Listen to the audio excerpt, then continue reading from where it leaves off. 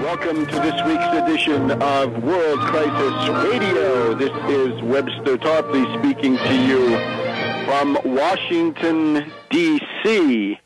And today we need to talk about the nationalization of British petroleum, that the federal government must seize and nationalize a corporation which has shown itself to be incorrigible, incompetent, antithetical to the public interest, and actually has to be seized because the entire assets of BP North America have to go under escrow, in effect. They have to be held as surety for the tremendous liabilities which BP has incurred by their reckless and irresponsible cost-cutting behavior, and their pattern of that going back many, many years and many hundreds of incidents.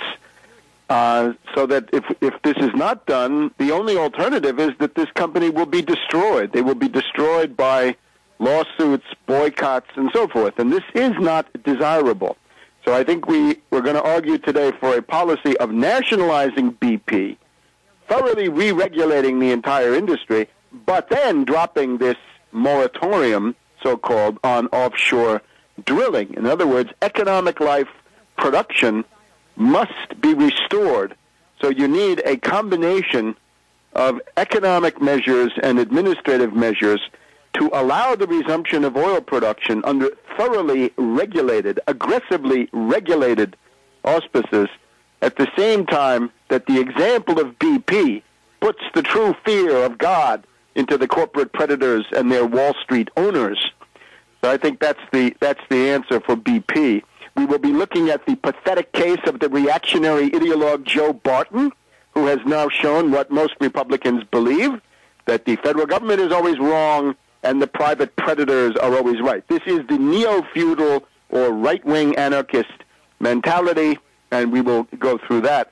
And perhaps today, looming in the background, there is a giant that we want to recall today, and that is French President Charles de Gaulle. General de Gaulle, and this is the anniversary of his famous statement from London on June 18th, 1940.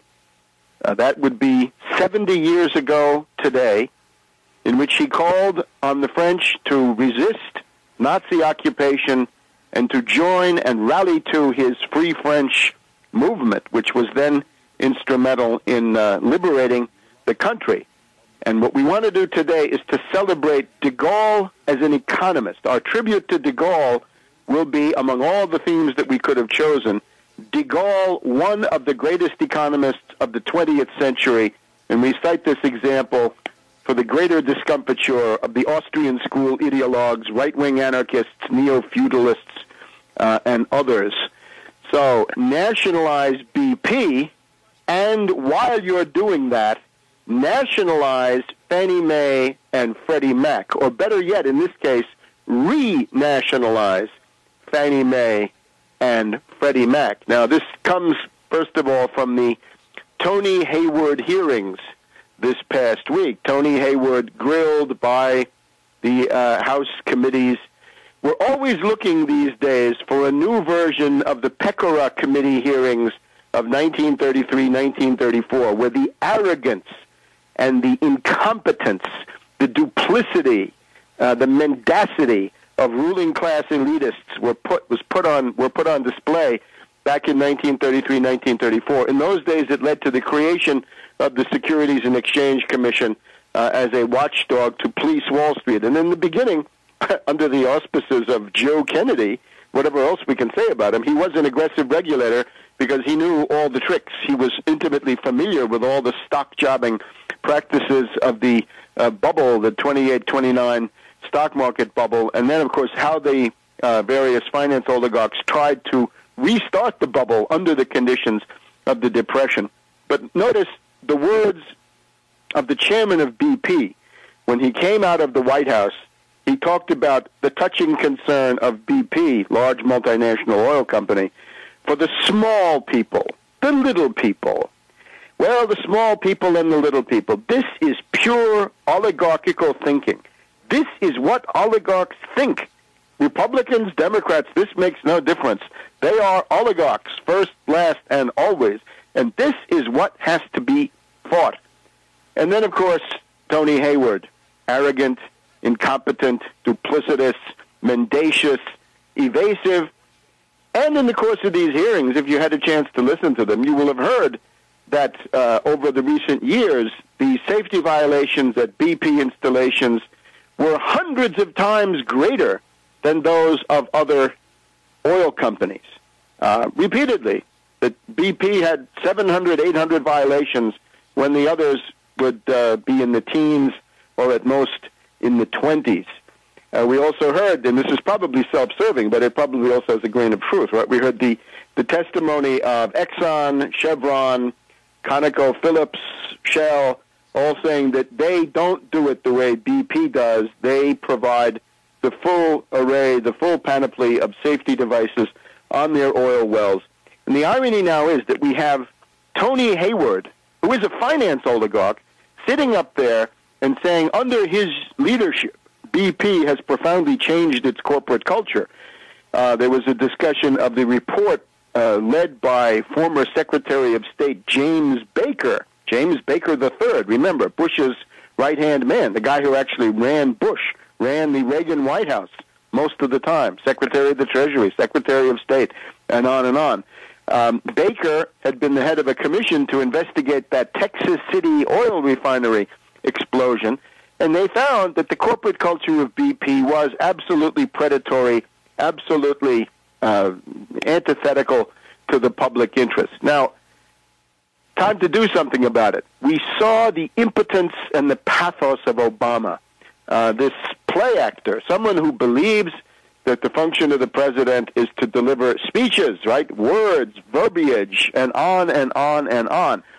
Obama's first effort at an Oval Office emergency address to the nation was simply pathetic. It contained no concrete elements, except perhaps for the idea of getting $20 billion into an escrow fund, taking it out of the hands of BP.